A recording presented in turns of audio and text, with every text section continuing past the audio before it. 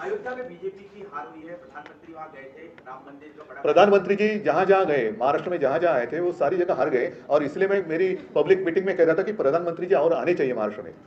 उन्होंने हर एक जगह पर मीटिंग ली होती तो हमारे लिए काफी अच्छा काम, हमारा प्रचार वही कर रहे थे। उद्धवजी, सांगलीमध्ये काँग्रेसने आपल्या उमेदवारासाठी काम केलं नाही असं दिसतंय.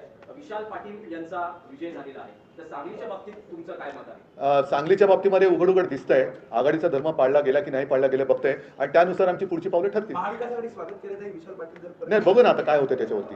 उद्धव जी, पिछले 2.5 वर्षों में जब से आपकी पार्टी तोड़ी गई या नाम छीना गया, पार्टी का चुनाव छीने चले, तब से लेके अब तक का जो यात्रा कैसी रही? क्योंकि इस तरह की जीत की अपेक्षा जो है बीजेपी तरफ से कहा जाता है ये संभव नहीं है, लेकिन वो करके दिखाया आपने। मैं तो जितने सारे लोगों ने मुझ पर विश्वास दिखाया उन सारे लोगों का दिल से धन्यवाद उनको देता हूं, और मैं तो कहता हूं कि अब तो लड़ाई की शुरुआत हुई है।